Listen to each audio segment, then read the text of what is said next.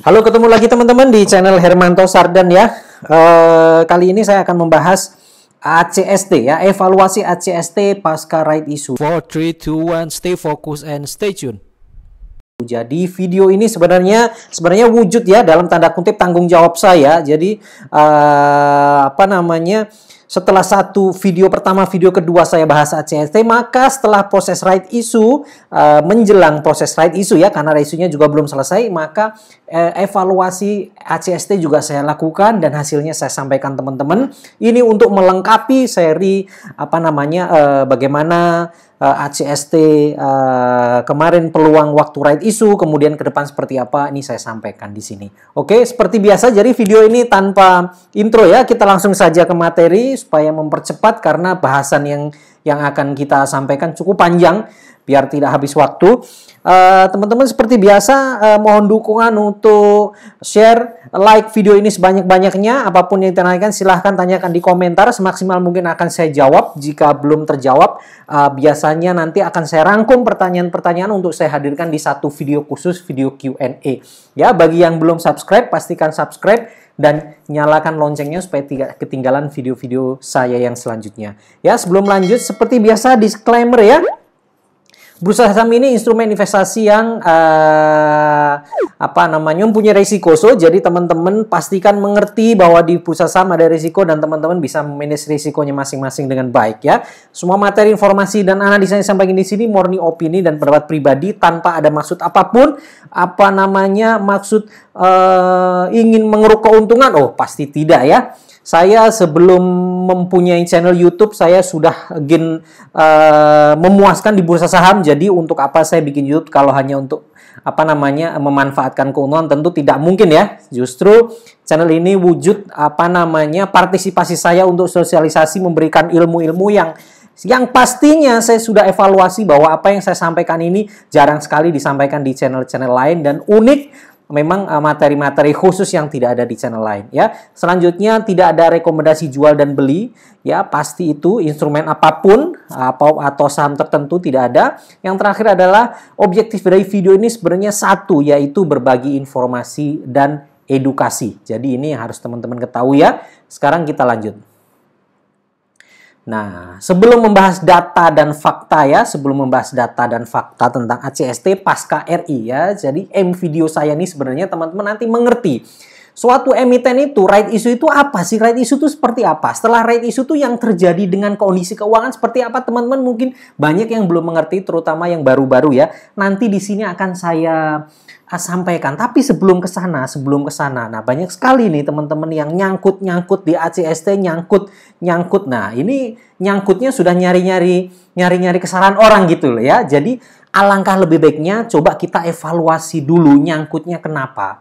Karena kenapa? ACST ini buat saya hanya buat teman-teman ya. Maksud saya ini hanya sebagian satu saham aja, satu langkah saham di proses karir teman-teman menjadi investor di pasar modal. Jadi jangan hanya dengan satu ini teman-teman menjadi bubar. Teman-teman ada kesalahan, teman-teman mencari kesalahan orang, teman-teman tidak tahu bahwa itu kesalahan sendiri, akhirnya teman-teman tidak bisa koreksi dan tidak ada perbaikan. Percuma, teman-teman nanti akan gagal juga. So, kita perlu lakukan evaluasi di sini ya. Pertama dalam video tanggal 25 di channel ini ya, 25, saya sampaikan di situ bongkar strategi right issue ya. Right issue contohnya waktu itu ACST. Video ini sangat bagus ditonton ribuan orang dan saya jamin tidak ada orang yang mau bahas seperti ini, menyampaikan peluang seperti ini. So, apa yang terjadi? Yang terjadi adalah di video itu saya sampaikan bahwa right issue ACST itu ada 3 skenario. Optimis ya, skenario optimis ya, skenario yang biasa-biasa saja ya, dengan skenario yang pesimis atau skenario worst bahkan. Di situ saya sampaikan bagaimana jika ACST R-nya hanya di harga 1. Semua saya sampaikan dengan hitungan detail, ada Excel-nya, bahkan Excel-nya saya kasih gratis tanpa ada yang ditutup-tutupi. Jadi buat teman-teman yang berpikiran beli ACST langsung untung, itu kesalahan Anda sendiri. Kesalahan Anda apa? Kesalahan Anda greedy. Ya, kesalahan Anda greedy. Anda harusnya perhatikan bahwa pada video tersebut disampaikan detail masing-masing skenario. Dan pastinya Anda harus siapkan diri ke 3 skenario itu. Oke ya? Oke, saya lanjutkan. Kemudian tanggal 26 pagi, ya, setelah 25 ada video 26 pagi sebelum market buka. Sebelum market buka, teman-teman yang day to day komunikasi dengan saya di Demokrasi Saham, ya, Demokrasi Saham, saya berikan guidance detail lagi. Setelah ada video, saya kasih detail lagi, ya. Kurang enak apa, ya? Di tempat lain teman-teman nggak akan ada model begini. Event itu berbayar, kalian akan ditinggal. Di sini gratis saya kasih guidance yang sangat detail, ya. Sampai beberapa poin, saya hanya cuplik dua poin terakhir, ya. Pertama, di sini ada pertanyaan, bagaimana jika mau belajar agar risiko tidak besar, Pak HS? Gampang saja, beli saja 1 lot atau 10 lot, ya. Jadi buat teman-teman yang baru belajar, buat teman-teman yang pemula, saya sudah kasih tahu bagaimana jika mau belajar, beli saja 1 lot atau 10 lot. Ini saya kasih tahu jam 8:17 ditonton oleh atau dibaca oleh 4.000 orang. Jadi buat teman-teman yang tahu-tahu belinya banyak, nggak ngerti tahu-tahu beli banyak, kesalahan siapa? Kesalahan Anda sendiri, ya. Kalau Anda menyalahkan orang lain, artinya itu muka buruk cermin dibelah, kira-kira begitu. Nanti sampai kapanpun kalau kalian membelah cermin, muka Anda akan tetap buruk. Yang dibenerin adalah kesalahan yang mana? Kesalahan itulah yang harus Anda benerin. Oke, nomor 12 juga sampaikan. Di sini ditanya, Mas, jika saya terlewat tidak beli ACST pada tanggal 26, ini pun tanggal 26 belum buka marketnya. Saya sudah kasih kira-kira seperti ini. Misal Anda terlewat tidak beli ACST. Bagaimana cara punya ACSTR, Pak HS? Sudah saya kasih tahu. Kalau Anda nggak mau beli ACST atau terlewat beli ACST, ACSTR itu masih bisa Anda beli di market pada tanggal 1 dan tanggal 8 September. Cara beli seperti saham biasa, jual beli biasa pakai OLT. Ini saya berikan detail seperti ini. Ya, sudah dibaca ribuan orang. Kalau Anda masih tersesat dan menyalahkan orang, ya Anda kelewatan dan Anda pasti bangkrut dengan mental seperti itu. Ya, tanggal 26 pagi diberikan guide detail, ya. Pada hari ini pun ACST ditutup arah atau naik 25% dan tanpa perlawanan jual. Artinya apa? Artinya mentok atas, nggak ada yang guyur-guyur lagi, dan itu terjadi sampai beberapa jam. Artinya apa? Artinya pada hari itu siapapun yang beli, sebodoh-bodohnya orang beli kejar harga, setelah nonton video saya 25 malam, saya sampaikan ada peluang, dan betul peluang itu terjadi. Ya, tanggal 26 ACST mentok atas, tidak ada yang jual lagi. Artinya apa? Artinya saham bagus bukan hanya karena saya bahas. Biasanya kalau orang-orang lain bahas, hanya naik sebentar langsung turun, merah langsung semua nyangkut. Ini tidak. Di hari pertama pun langsung naik 25% tanpa ada yang jual. Artinya apa? Artinya Anda yang sudah beli di hari itu, Anda bebas jual saat harga arah itu, Anda pasti cuan. Ya, saya bilang Anda pasti cuan. Kalau Anda nggak jual, ya itu resiko Anda. Kenapa Anda nggak jual? Anda menyalahkan orang lain. Ya kan, kira-kira begitu kan? Lagi-lagi mukanya buruk, cerminnya dibelah. Gitu. Ya. Kemudian setelah tanggal 26, besoknya tanggal 27. Tanggal 27 ini namanya X-Ride, ya. Dan ini pun sudah saya jelaskan pada video pertama. Tanggal 27 ini akan ada harga teoritis. Harga saham akan turun otomatis, itu sudah dijelaskan dan harusnya Anda sudah tahu. Kalau Anda nggak tahu, Anda beli gede, artinya Anda apa tuh? Maaf ya, bodoh dong berarti ya. Sudah ada di guidance detail, sudah ada kalau mau belajar beli aja 10 lot, Anda masih beli gede dan Anda nggak tahu kan berarti bodoh. Gitu ya. Nah, tanggal 27 ternyata ada kesalahan di IHSG, di bursa. Bursa belum setting ke harga teoritis. Apa yang terjadi? Yang terjadi ACST harganya masih tinggi, masih 500-an. Pada hari itu pun yang sudah ngerti, yang sudah paham, ya, yang sudah paham nonton video saya, bisa jual ACST-nya. Anda R sudah dapat, ya. Oke ya, artinya hari itu ada kesempatan jual induk. Nah, oke ya. Nah, setelah tanggal 27, tanggal 27 saya kasih video kedua. 27 malam, apa judulnya? Solusi pasti cuan pemegang saham ACST. Yes, pasti cuan. Saya bilang pasti cuan. Ya, nanti kita lihat buktinya. Ya. Video kedua ini menjelaskan bahwa buat Anda yang beli ACST di tanggal 26 atau sebelumnya, tanggal 24, 25, Maka besoknya, karena ini tanggal 27, berarti besoknya tanggal 28, Anda bisa menjual saham Anda ACST di pasar tunai. Ya, ini satu-satunya channel YouTube yang menjelaskan bahwa retail bisa jual di pasar tunai beserta caranya, beserta perkiraan harganya. Tidak ada channel manapun yang menjelaskan. Dan ini gratis, saya tidak pernah memungut biaya dari Anda. Oke. Apa yang terjadi pada tanggal 28 setelah 27 saya rilis video? Yang terjadi pada tanggal 28 adalah di pasar tunai harganya 800. Persis seperti yang saya sampaikan di video kedua. Silahkan Anda tonton lagi video kedua. Ya, saya sampaikan di situ ada peluang harga tunai di 800. Anda beli berapapun harga sebelumnya pasti cuan. Ya. Dan pada tanggal 28 pagi memang benar market tunai di harga 800 selama sesi 1 itu Anda bisa jual. Dan di grup Demokrasi Saham pun banyak yang menyampaikan, terima kasih Pak S, terima kasih saya sudah berhasil jual di tunai, saya sudah berhasil jual tunai, dan itu banyak orang. Buat Anda yang nggak jualan atau nggak bisa jual, artinya bukan kesalahan saya sudah guide dan detail. Oke ya? Nah, selain di pasar tunai yang bisa dijual di harga 800, pada tanggal 28 itu pun di market reguler harga ACST masih naik. Harganya masih di atas 430. Dia sentuh 430 berkali-kali seharian. Itu artinya apa? Artinya Anda punya kesempatan untuk jual pada hari itu.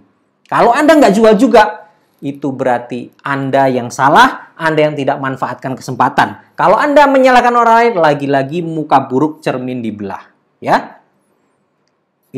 Apa sekarang yang kita dapatkan dari sini? Yang kita dapatkan dari sini, 2 video saya memberikan informasi yang sangat akurat, sangat detail. Video pertama, di hari selanjutnya, harga ACST naik mentok. Tidak ada yang jual sama sekali, ARA. Ya, video kedua persis besokannya market tunai harganya 800. Ini video most akurat. Ya, buat Anda yang tidak ambil pelajaran, mohon maaf berarti Anda bodoh.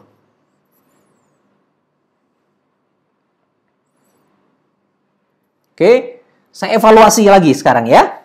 Nah, ini dia, ini teman-teman tinggal dibaca ya. Artinya apa? Artinya market memberikan kesempatan seluas-luasnya, ya, berjam-jam, berhari-hari, berkali-kali kesempatan untuk take profit. Market sudah memberikan kesempatan kepada Anda untuk berkali-kali take profit. Namun, jika Anda tidak melakukan hal tersebut, maka semua kerugian memang kesalahan dan kerakusan Anda. So, penyakitnya adalah buat yang nyangkut, ya. Kalau yang nyangkut bisa introspeksi diri, baguslah ya. Kalian nanti akan maju, ya. Itu memang murni kesalahan dan greedy Anda atau kerakusan Anda. Ya, yang paling benar adalah temukan kesalahan dan perbaiki untuk masa depan. Ya, Anda kalau bisa menemukan kesalahan, Anda akan ketemu perbaikannya. Anda punya penyakit, Anda punya kesalahan dan Anda ketemu obatnya, Anda sukses nanti ya, Anda akan sukses. Tapi kalau Anda mencari pembenaran, menyalahkan orang lain, Anda nggak bakal bisa maju karena Anda nggak ketemu perbaikannya. Gitu ya. Sekali lagi yang tadi, mukanya jelek, cerminnya yang dibelah. Ya sampai kapanpun mukanya akan jelek kan gitu kira-kira. Ya, kalau kesalahan itu harus kesalahannya dicari. Saya salahnya apa nih? Oh, saya greedy. Oh, saya begini begitu. Oke, saya perbaiki. Anda sukses nanti di masa depan. Oke, nah itu ya evaluasi buat yang nyangkut-nyangkut ke depan bagaimana? Karena kesempatan di bursa saham akan terus ada setiap hari, setiap saat, bertahun-tahun ke depan akan terus ada. Tugas Anda adalah memperbaiki kesalahan Anda. Oke, setelah evaluasi saya lanjutkan dengan tanya jawab ya. Ini beberapa pertanyaan yang sering ditanyakan ya supaya teman-teman enak ya. Mungkin banyak pertanyaan atau pertanyaannya sama supaya terjawab dulu. Oke, pertama. Apakah saya bisa average down ACST? Saran saya jangan average down dulu sampai posisi harga stabil bergerak, bukan ARB. Nah, teman-teman mesti ketahui bahwa FAQ ini saya handle di grup khusus ACST yang saya bentuk pada hari Minggu kemarin sebelum market hari Senin. Artinya semua materi video ini sudah saya sampaikan di grup khusus ACST dan di grup Demokrasi Saham. Materinya persis seperti ini sebelum ACST naik. Jadi ini saya jelaskan dalam kondisi ACST belum naik. Makanya banyak yang bertanya apakah saya bisa average down. Saya bilang jangan average down selama ACST-nya ARB atau turun mentok terus. Sebaiknya tunggu kondisi stabil. Jika alhamdulillah hari ini ACST sudah naik, ya hari Senin sudah naik, besok ke hari Selasa naik lagi, silahkan teman-teman lakukan average down, tentu dengan cara-cara yang benar. Ya, dengan cara-cara yang benar, dan itu di luar tanggung jawab saya ya, karena average down itu tidak cukup average down, banyak strategi yang harus dilakukan. Teman-teman silahkan pelajari sendiri. Tapi saran dari saya, jangan asal average down sebelum harganya stabil dan confirm uptrend. Oke ya, nomor 2, apakah ACST berfundamental jelek? Jawaban saya tergantung persepsi orang masing-masing sebenarnya. Penilaian emiten, evaluasi emiten bagus atau jelek itu sangat-sangat subjektif. Jangankan ACST, Indi aja Anda tanya orang, ada yang bilang jelek, ada yang bilang bagus. Nggak usahlah Indi, atau misal MBSS, nggak usahlah MBSS, apalah TBLA misal. Teman saya ada yang bilang bagus, teman saya ada yang bilang jelek, kebanyakan hutang. Macem-macem, ya. Jadi memang penilaian itu subjektif. Yang penting adalah teman-teman tidak perlu tanya ACST itu fundamentalnya bagus atau jelek. Nanti akan saya sampaikan fakta-fakta dan data-data di bawah ini. Teman-teman putuskan sendiri ACST ini bagus atau jelek. Oke, nomor 3. Apakah memegang saham pengendali mengurangi kepemilikan saham? Saya jawab sampai dengan tanggal 9 September. Kenapa 9 September? Karena data yang ada di bursa 9 September, keterbukaan 9 September, saya nggak mau ngarang ya. Sampai dengan 9 September, sesuai keterbukaan bursa, pengendali dalam hal ini PT KSP tidak mengurangi atau menjual saham 1 lembar pun. Jadi jawaban saya tidak. 4. Apakah Saratoga masuk ACST? Sampai hari ini saya sampaikan tidak ada nama Saratoga di pemegang saham di atas 5%. Ya? Di atas 5% tidak ada. Jadi namanya tidak kelihatan. Apakah Saratoga masuk? Ya saya bilang tidak, karena namanya nggak ada. Nah, kalau teman-teman mau nanya kemungkinan-kemungkinannya, oke, saya kasih kemungkinan-kemungkinan ya. Jika Saratoga sudah masuk, ya mungkin Saratoga sudah masuk, tapi kepemilikannya nggak sampai 5%, maka nama Saratoga nggak akan muncul di daftar pemegang saham. Dia munculnya di kelompok masyarakat karena kepemilikan di bawah 5%. Misal sudah masuk nih ya, misal ya. Tapi ya memang karena namanya Saratoga belum ada, ya memang belum masuk. Jadi kemungkinannya 2 aja. Memang Saratoga memang bener-bener nggak masuk, belum masuk. Atau dia masuk tapi di bawah 5%, itu juga nggak kelihatan. Tapi yang pasti dia belum kelihatan atau belum nongol. Oke ya. Selanjutnya, apakah ACST bukan sektor yang menjadi sasaran investasi Saratoga? Nah, ini pertanyaan ini kalau ingin mendapatkan komentar saya boleh. Menurut saya tidak, karena Saratoga juga punya saham di NRCA. NRCA itu persis seperti ACST ya, dia kontraktor ya, konstruksi. Ya, menurut saya juga Saratoga kalaupun masuk ACST untuk sektornya ya, menurut saya sektornya juga Saratoga punya sektor seperti ini. Oke, saya lanjutkan ya. Ini FAQ lanjutan. Apa kira-kira motif dibalik ditekannya ACST sampai ARB terus Mas AS? Ya, nah buat saya sebenarnya ini juga tidak ada jawaban yang pasti. Memang nggak ada yang bisa menjawab ini.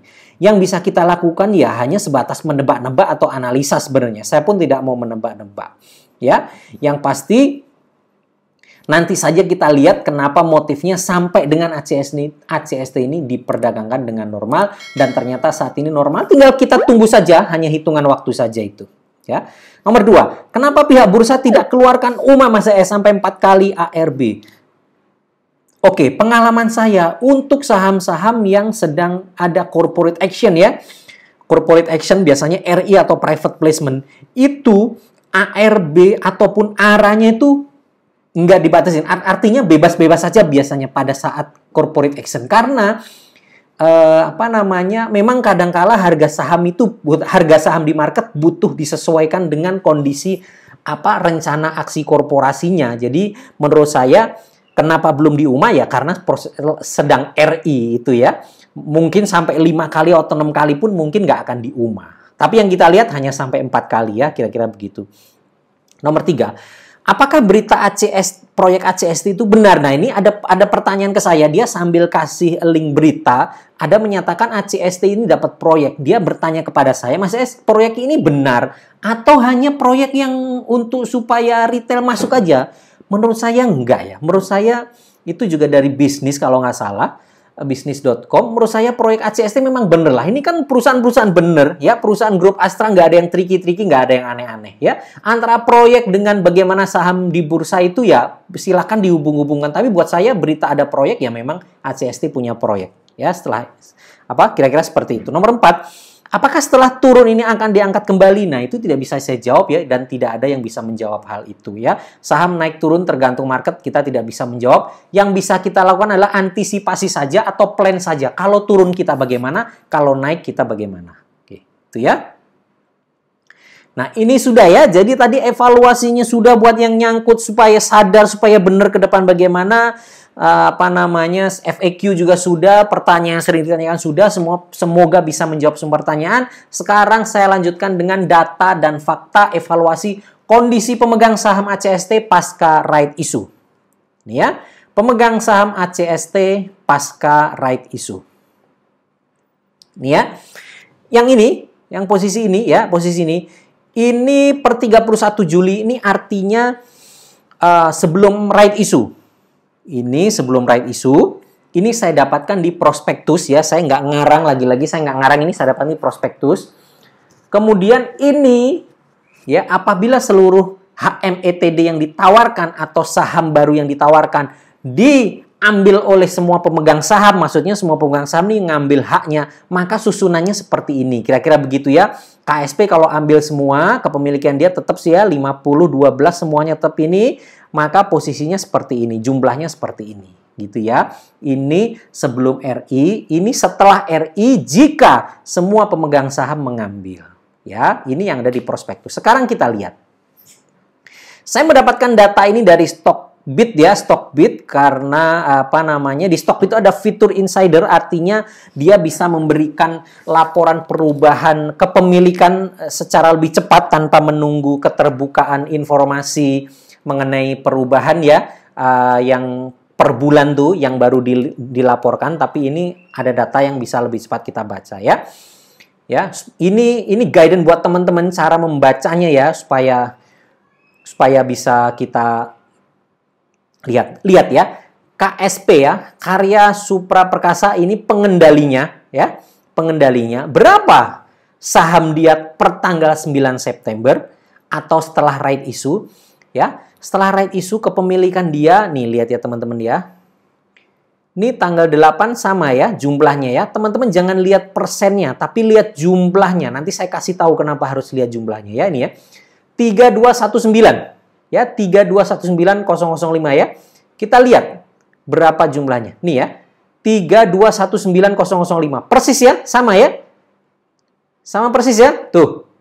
Oke, sama ya. Nah, sama. Oke, apa artinya? Artinya KSP sudah mengambil haknya semua. Haknya KSP sudah dikonversi semua. Atau bahasa teman-teman, bahasa awamnya sudah ditebus semua. Ya, sudah ditebus semua. Sehingga KSP memiliki nih. Ya, jika dilaksana seluruhnya artinya KSP sudah ambil semua nih. 321900. Oke. Ya, KSP sudah ambil ya. Artinya KSP sudah ambil. Nih yang lain-lain teman-teman tinggal cek aja. Ini sudah ambil semua juga nih. Lokacita Kreasi sudah ambil. Cross Plus juga sudah ambil. Tapi ambilnya tidak 100% dia. Hanya beberapa bagian. Tapi poinnya dia ambil. Sampai ambil beberapa miliar, teman-teman tinggal cek aja. Kalau dia ambil 100%, jumlah sahamnya ini untuk Cross Plus, Lokacipta ini gitu ya. Teman-teman tinggal cek sekarang jumlah saham dia berapa. Oh, dia nggak ngambil semua. Dia ngambil separuh. Mungkin begitu ya. Mungkin begitu. Yang menarik di sini, teman-teman lihat ya. Karya Supra Perkasa pada tanggal 9 September, mungkin sampai hari ini, kepemilikan dia full. Tapi, nah ada tapinya nih. Lihat, persentase dia kok 58% Mas AS. Padahal di sini, nilai segini itu hanya 50, tapi kok dia 58. Gitu ya. Artinya apa? Artinya, jumlah total sahamnya belum penuh. Kalau nilai ini tuh 50% kan berarti total sahamnya 642 miliar dong. Kalau angka segini itu 58%, artinya total saham belum 642 gitu. Artinya apa? Artinya nih maksudnya nih ada saham RI yang belum ditebus. Ini sudah saya bikinkan standar math-nya ya. Artinya ada yang belum nebus. Berapa yang belum ditebus? Formula math-nya saya bikinin kayak gini kira-kira ya. Nggak usah dipikirin nih, pokoknya matematika standar. Atau kira-kira, ini kira-kira maksudnya 15-16% lah. Kira-kira 16% lah saham RI yang belum ditebus. Jadi dari keseluruhan right issue itu, dari keseluruhan ini saham right issue ya, saham right issue itu ada 15% yang belum ditebus. Atau setara 240 miliar sampai dengan 9 September. Nah, per hari ini saya nggak tahu karena saya belum mendapatkan update seperti ini lagi dari Stockbit. Tapi kira-kira sampai dengan 9 September itu yang belum ditebus adalah sekitar 15%. Gitu ya. Oke, saya lanjutkan ya. Nah, ini pemegang saham ACST pasca RI. Ini kesimpulannya aja kira-kira ya. Kesimpulannya adalah KSP sudah tebus full jatah dia. Oke ya, KSP tebus full. Yang kedua, KSP tidak jualan di market setidaknya sampai tanggal 9. Jadi sampai tanggal 9 mungkin sampai hari ini nggak jualan di market satu lembar pun. Buktinya apa? Buktinya kepemilikannya tetap. Nggak ada dia jualan. Jadi kalau ada yang bilang ini harga sahamnya anjlok diguyur oleh KSP sendiri, oleh United Tractor sendiri. Ya itu dia nggak lihat data ya. Itu ngawur. Itu ngomongnya asal cuap tapi nggak lihat data. Yang benar adalah KSP tidak jualan selembar pun ya karena datanya sama. Nomor 3, masih ada 15% saham RI yang belum ditebus atau mungkin belum dicatatkan. Saya nggak tahu belum ditebus atau belum dicatat. Sepertinya memang belum ditebus. Yang keempat, faktanya harga ACST ditekan habis. Nah ini karena ini tulisan saya tulis dari kemarin pada saat hari Minggu, makanya saya bilang harga ACST masih ditekan habis. Tapi hari ini sudah naik ya. Oke. Sisa saham 15% yang belum ditebus ini nanti bagaimana Mas AS? Oke, saya jawab. Sisa saham yang belum ditebus itu nanti nasibnya bagaimana? Pertama, pasti akan ditebus menjadi saham. Saya bilang pasti akan ditebus. Kenapa? Karena right issue ini ada standby buyer-nya. Standby buyer itu pernyataan ke OJK sesuai prospektus itu nggak main-main. Standby buyer artinya you harus tebus, nggak boleh nggak. Gitu. Namun belum tahu siapa yang tebus. Ya, pasti ditebus namun belum tahu. Kenapa Mas Esko belum tahu?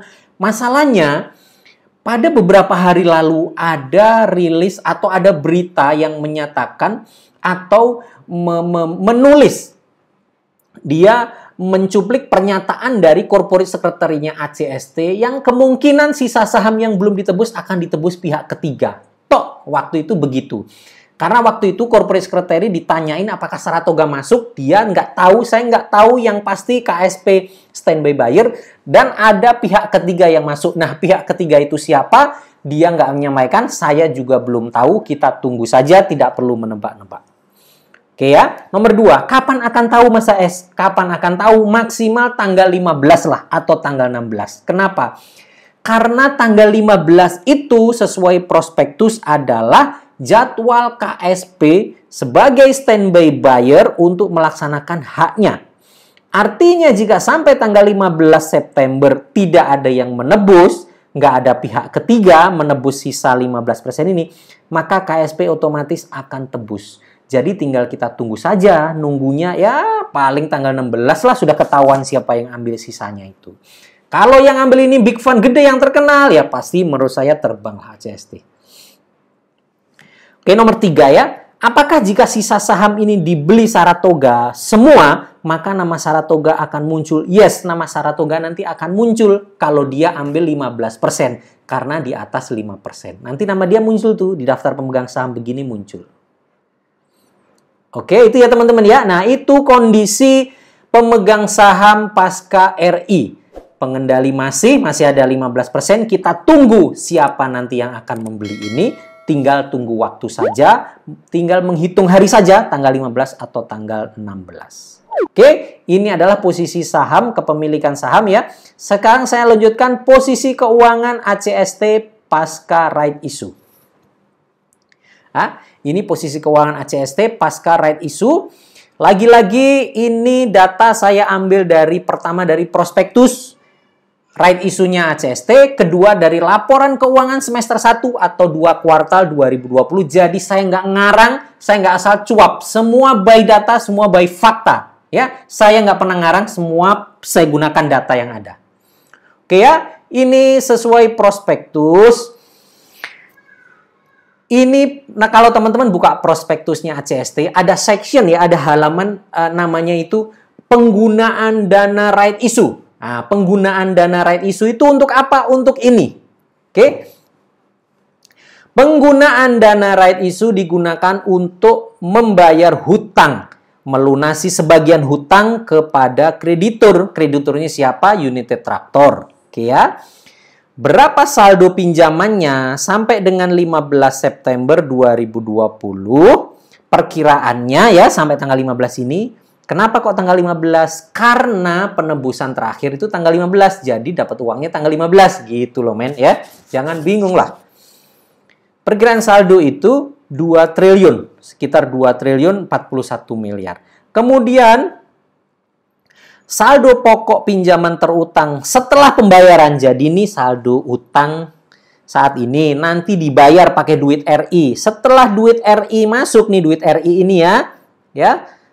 Sisa hutang ke United Tractor tinggal 544. Tingkat suku bunganya JIBOR atau interbank ya. Ini tingkat suku bunga acuan antar bank ditambah 2,5%. Ini untuk hitung-hitungan kira-kira interest expense-nya ACST pasca lunasi itu tinggal berapa sih gitu ya. Jadi kira-kira hutangnya ACST pasca RI tinggal segini. Yang ngomong siapa? Yang ngomong data, bukan saya ya. Yang ngomong data. Ini ada datanya. Oke ya. Sekarang saya buka LK-nya. Sinkron nggak? Nah, sinkron nggak? Kita lihat ya. Liability. Liability itu teman-teman yang pemula ya atau yang belum pernah membaca laporan keuangan atau yang masih bingung meraba-raba, teman-teman ada namanya liability, ada namanya debt. Buat saya tuh beda. Liability itu bahasanya sebenarnya kewajiban. Kewajiban tuh macam-macam. Anda punya warung bakso. Anda beli bahan di toko hari ini, beli tepung ngutang. Itu sudah Anda catat sebagai kewajiban. Bayarnya besok ya Bu, itu Anda ngutang itu sudah kewajiban, namanya kewajiban usaha. Anda punya warung bakso, Anda nggak punya modal, Anda datang ke BRI pinjaman mikro. Itu juga masuknya liability, tapi itu masuknya debt, itu hutang. Jadi bedakan antara hutang usaha dengan hutang ke bank. Hutang usaha itu pada prinsipnya dia tidak ada bunga.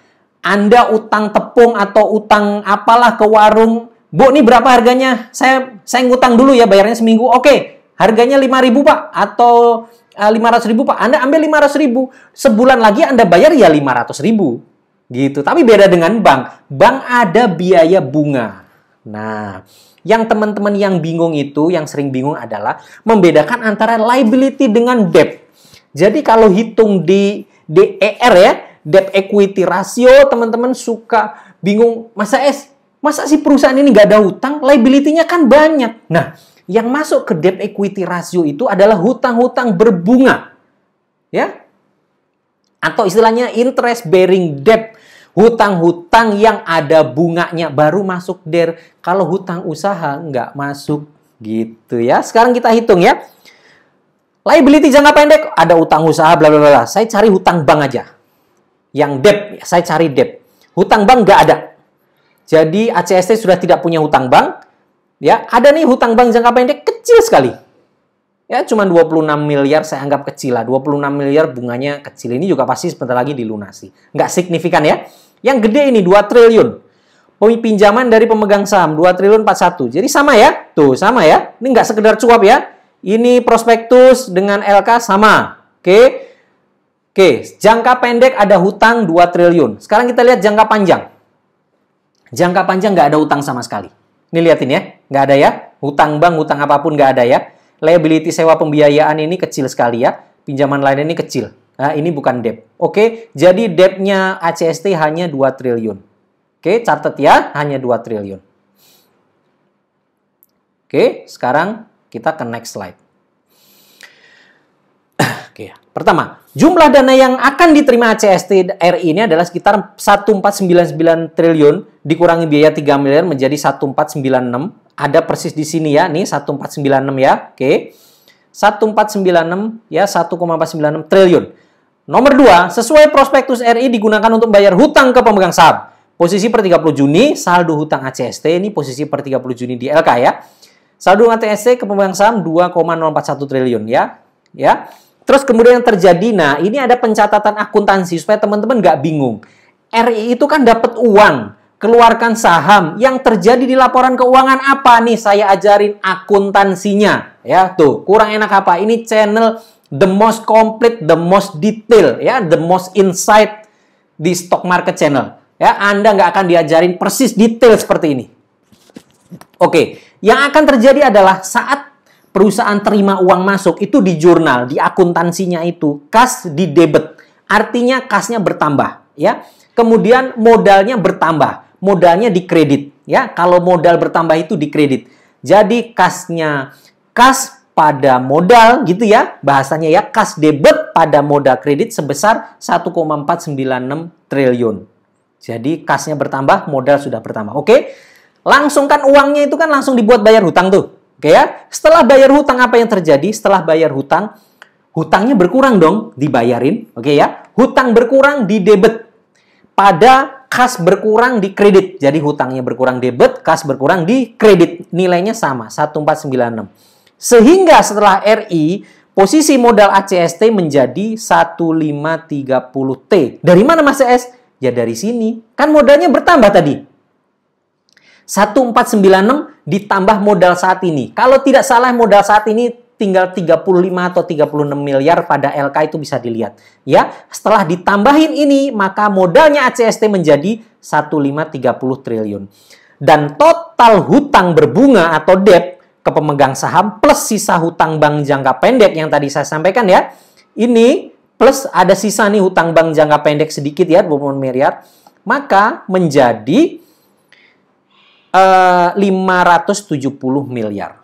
Ya, setelah RI hutangnya ACST tinggal 570 miliar karena sudah dibayar. Ini prosesnya flow-nya begini. Terus ACST punya uang cash nggak Mas setelah itu? Dia tidak akan dapat uang cash dari RI, itu hanya menumpang lewat aja. Uang cash masuk, uang cash keluar lagi karena buat bayar hutang. Tapi hutangnya berkurang, modalnya bertambah.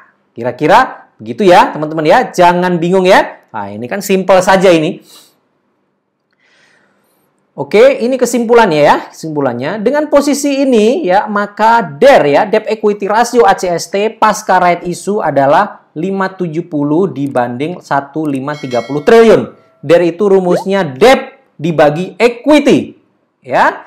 Triliun miliarnya hilang. Tinggal 570 dibagi 1530 atau 0,37 kali. DER-nya setelah RI menjadi 0,37 kali. Teman-teman nanti silakan lihat pasca RI apakah hitungan saya ini benar. Ya. DER di level ini menjadikan postur neraca ACST menjadi sangat sehat. Buat saya iya dong, sangat sehat. Ya. Postur neracanya, keuangannya sangat sehat. Dan mampu mencari pendanaan tambahan lainnya di kemudian hari dengan proyek yang didapatkan. Sebagai perbandingan, DER WSKT itu 3,6 kali, PTPP 2,8 kali. Oke, ya artinya ACST menjadi sangat sehat, jauh di atas konstruksi BUMN sehatnya. Oke ya, selanjutnya ya. Setelah RI, jumlah saham ACST adalah 642 miliar. Ya, jadi setelah RI, jumlah saham ACST adalah 642 miliar lembar sesuai dengan prospektus, silahkan dibaca ya. Sehingga total modal 1,530 triliun. Tadi angka-angka yang sudah saya kasih ya. Maka nilai buku per lembar adalah 238. Rumusnya gimana? Ya rumusnya tinggal itu, Mas. Equity dibagi jumlah total lembar. Jadi per lembarnya itu nilainya 238. Ya, 238. Sehingga harga saat ini, dengan harga saat ini maka PBV-nya 0,9 kali.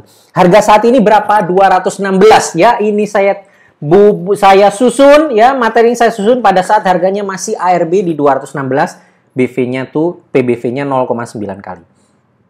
Buat saya adalah sebenarnya PBV 0,9 kali tidak bisa dijadikan acuan ya. Apakah mahal, apakah murah nggak bisa jadi acuan. Yang bisa teman-teman lihat adalah DER-nya 0,37 kali ini sudah ada artinya. Artinya sehat. Yes, perusahaan ini sehat. Anda lihat konstruksi BUMN nggak ada yang segini. Mereka nggak sehat semua ya, karena hutangnya terlalu gede. Ini DER ACST sekarang menjadi sangat sehat ya. Ya, menurut saya nilai 0,9 kali BV ini nggak ada artinya apa-apa. Yang lebih penting adalah sebenarnya apa yang akan dilakukan KSP atau Astra Group, anaknya United Tractor ini, di masa depan apa yang akan dilakukan dengan ACST ini, apa setelah atau pasca RI untuk restrukturisasi ini berhasil. Nah, itu saja yang kita tunggu. Oke, nah itu posisi keuangan ACST pasca RI ya. Mudah-mudahan jadi lebih pinter ya biar hitung-hitungan begini untuk RI emiten yang lain. Selanjutnya ya, setelah tadi saya sampaikan data-data angka itu, sekarang terakhir saya sampaikan data dan fakta. Ini benar-benar data dan fakta mengenai ACST, bukan isu, bukan rumors, bukan asal ngomong, nggak, semua pakai data dan fakta. Pertama, ACST downtrend, yes. ACST downtrend, yes, betul.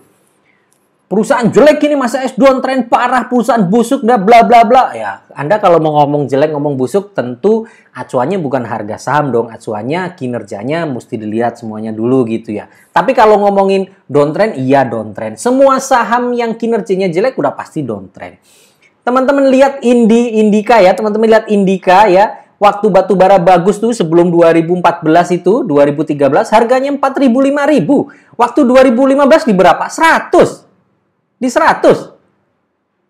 Terus Anda bilang jelek. Wow, dia naik tinggi setelah itu. Kok bisa? Bisa karena mencetak laba. Kok dia turun Indi? Ya turun karena kinerjanya turun, labanya turun. Sama. Semua perusahaan yang nggak digoreng, yang memang murni pure organic market, ya begitulah. Harga saham ya turun saat kinerjanya turun. Sama seperti ACST ini. Kira-kira begitu. Nggak ada yang aneh lah. Memang downtrend. Kira-kira begitu. Semua saham juga downtrend. Anda lihat Wika, Anda lihat PTPP. PTPP kemarin sempat 500-400 kok. Maret. PTPP pernah di berapa? 4.000 atau 3.000. Teman-teman lihat. Semua juga begitu. Ya, kalau kinerjanya turun, ya harga saham turun. It's normal aja, nggak ada yang aneh. Oke? Data dan fakta selanjutnya ya. Saya sampaikan ya. Saya khawatirnya nggak ada yang tahu gitu loh. Pertama, ACST diakuisisi KSP atau Astra Group pada akhir 2014. Akhir 2014. Sejak di bawah Astra, kinerja ACST menurut saya membaik dari mana? Dari pertama saya lihat pendapatan dulu dong tentu. Perusahaan kalau pendapatannya turun mau bagaimanapun juga jelek. Perusahaan yang bertumbuh proyeknya harus naik, pendapatan naik ya. Pendapatan sekitar 1,3 T ya tahunan ya. Ini saya ambil ini yang 6 bulan. Ya ini yang porsi 6 bulan supaya kita bisa lihat 6 bulannya 2020 ya. Ini kan 6 bulan. Kalau tahunannya tinggal kalikan 2. Jangan gitu ya. Revenue 600. 600 kali 2 kan cuma 1,2 T ya. Waktu 2014. Kemudian pada tahun 2018 ya, 2018 sudah menjadi 3,7 T. Ya, 2018 ini revenue-nya ini 1,6 kalau saya kalikan 2 ya, itu memang 3,3 saja. Tapi kalau saya lihat tahunannya 2018 itu 3,7. Naiknya signifikan ya. Ya. EBITDA tumbuh sangat tinggi. Kenapa saya ambil EBITDA? EBITDA itu cerminan bisnis murninya emiten ya. Bisnis murni perusahaan tuh teman-teman lihat dulu EBITDA ya, jangan langsung lihat net profit. Kenapa? Karena net profit itu ada biaya-biaya yang non-cash kadang-kadang. Ada penyusutan, ada pajak, ada bunga bank. Nah, itu mesti kita kesampingkan dulu supaya kita bisa ngelihat perusahaan ini sebenarnya kinerjanya seperti apa sih. Itu saya sukanya pakai EBITDA.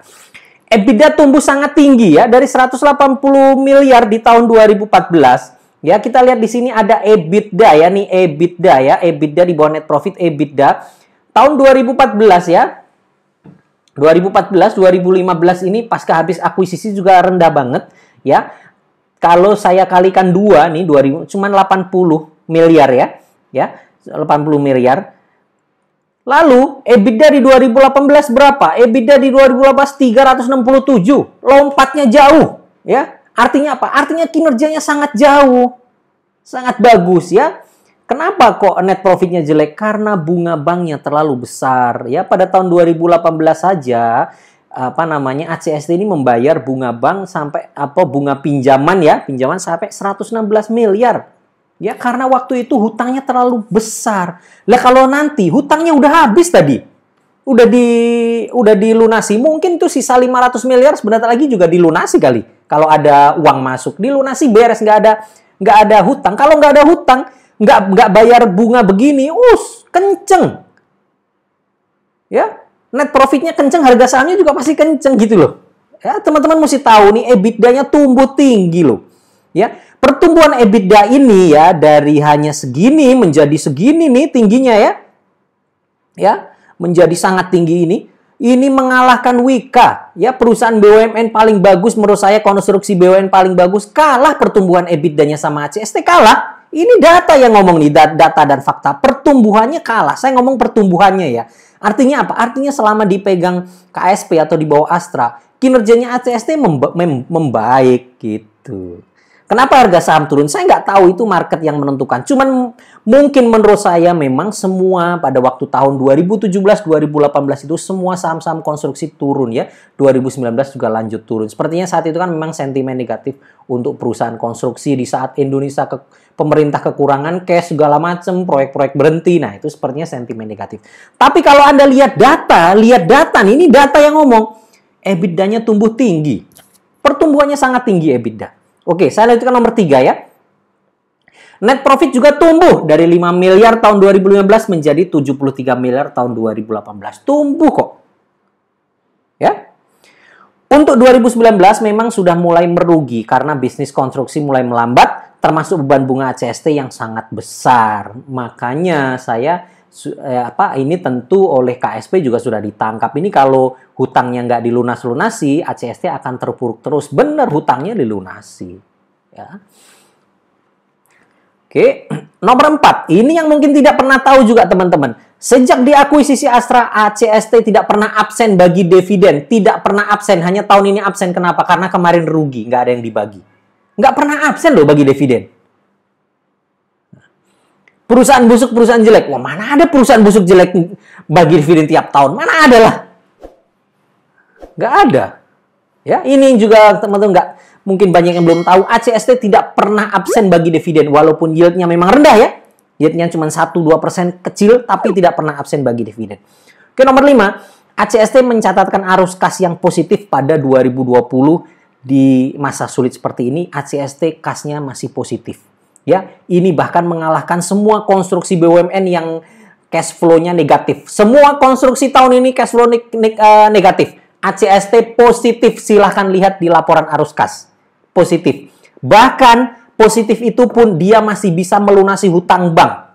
Kalau nggak salah berapa ratus miliar dia bisa lunasi hutang bank. Kan tadi hutang bank udah habis. Ya. Oke.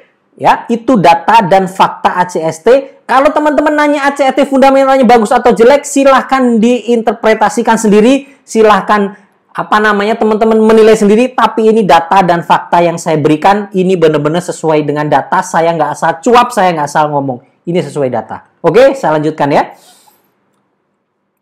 Nah, ini yang terakhir nih. MFQ, apa itu? Most Frequently Question ya. Ini adalah pertanyaan yang paling sering ditanyakan ke saya. Paling sering ditanyakan ke saya beberapa hari ini. PM banyak sekali, makanya saya tampilkan di slide terakhir. Mas AS, benarkah harga modal bandarnya ACS itu 100? Saya bukan saya fundamentalis, saya technical juga, saya pakai technical, tapi bandar-bandaran saya nggak pernah. Tapi karena ditanya dan yang tanya ratusan orang, saya jawab deh. Benarkah harga saham bandar 100 sehingga harga saham ACST akan diguyur ke 100 dan kita bisa beli di 90? Oke ya, sekarang saya jawab saja ya, kita pakai data. Maksudnya 100 tuh setelah saya tanya, kok kamu bisa jawab bisa 100 itu orangnya yang ngomong pakai data apa? Kan ngomong harus pakai data. Katanya Mas AS, ini bandar sudah akumulasi sejak harga 100. Dulu waktu harga di bawah, harga 100-an, saham ini sideways itu bandar akumulasi gede dan sekarang dinaikin, bandar buang barang waktu itu harga 100. Oke, sekarang kita lihat ya. Sekarang kita lihat. Ini dia. Ini ACST ya. Nih, ini ACST. ACST turun nih. Ini kan masuk harga 100-an kan di sini ya. Nih. Ya, ini. Ini ya. Ini nih harganya ini kan 200-an nih. Nah, yang harga 100 itu di sini nih. Ya. Ini turun drastis nih ya, turun drastis. Coba teman-teman lihat aja deh. Even dari sini aja deh. Ini nggak ada lot loh. Ya, ini nggak ada lot. Kalau teman-teman mau lebih pasti lagi, teman-teman buka broker summary dari bulan apa, misal dari bulan-bulan ini kan turun drastis kan ini ya, ini ya, nih. Ini aja nih, bulan-bulan ini coba dilihat nih. Ada nggak di sini lotnya? Ada nggak orang ngumpulin? Saya kalau lihat chart kok nggak ada sih di sini. Emang seberapa besar saham yang bisa dibeli Bandar itu seberapa besar di sini? Nggak ada. Ya, nggak ada. Jadi saya heran ada orang yang ngomong Bandar modalnya di 100 tuh dari mana? Anda lihat data apa gitu loh. Jangan jadi inilah, jangan kayak orang apa sih yang jual obat di pinggir jalan asal cuap, nggak ada ilmunya, nggak ada datanya lah, ya. Ini mesti pakai data dong, ya. Biar cerdas mesti pakai data. Nggak ada di sini. Anda cek nggak ada orang beli di sini. Yang benar adalah justru orang yang pegang ACST banyak itu di sini nih. Harganya justru ribuan. Ini. Dia kan bertahun-tahun ACST harganya di sini. Mana ada orang akumulasi di sini, lotnya nggak ada. Justru kalaupun Anda mau tanya yang pegang ACST itu rata-rata berapa? Rata-rata ribuan, bukan seratusan. Seratusan nggak ada data. Ya. Oke, kembali ke sini ya. Jadi jawaban saya nggak ada. Ya. Harga Bandar 100, Bandar dari mana nggak ada. Yang benar adalah harga mayoritas pemegang saham ACST 262. Dari mana? Ya karena mereka rata-rata sudah tebus saham kok. Kan tadi saya sudah jelaskan kan? Tadi ya, semua saham KSP sudah ditebus. Ya, pengendali sudah pegang harga 262. Ingat, jumlah saham RI itu nilainya 8 kali lebih banyak daripada jumlah saham sebelumnya. Ya, teman-teman tahu kan? Pakai logika murahan aja, pakai logika biasa aja, logika yang simple aja. Lah kalau saham yang dicetak baru itu jumlahnya 8 kali lebih banyak daripada saham lama, dan orang yang beli di 8 kali jumlah lebih banyak itu harga 262, maka mayoritas orang pegang harga berapa? Ya 262 lah. Gitu. Terus Anda suruh nunggu, suruh serok di 90 katanya. Aduh, ya jangan jadi kayak tukang jual obat lah di pinggir jalan nih. Kayak nggak ada ilmunya ya gitu, asal cuap. Nggak ada lah cerita. Gitu. Jadi Anda harus cerdas. Kalau Anda mau ngomong ilmu bandar-bandar begitu, tapi jujur saya nggak pakai ini ya. Kalau saya fundamental bagus, saya akan atur cara masuk saya sebaik mungkin saat harganya masih di bawah, supaya nanti pada saat naik, profit saya maksimal. Saya seperti itu. Saya analisa fundamental yang tadi, yang lengkap seperti tadi. Jangan asal cuap aja seperti ini. Ini kayak tukang obat, nggak ada ilmunya. Gitu. Oke ya teman-teman ya. Itu review saya tentang ACST. Mudah-mudahan bermanfaat. Mudah-mudahan ACST membaik di masa-masa mendatang. Kita tunggu actionnya Astra Group untuk memperbaiki ACST ini. Yang pasti restrukturisasi berhasil. DER-nya tinggal 0,3. Tinggal menuju sehatnya aja ini. Oke, mudah-mudahan bermanfaat. Sukses selalu buat teman-teman semua.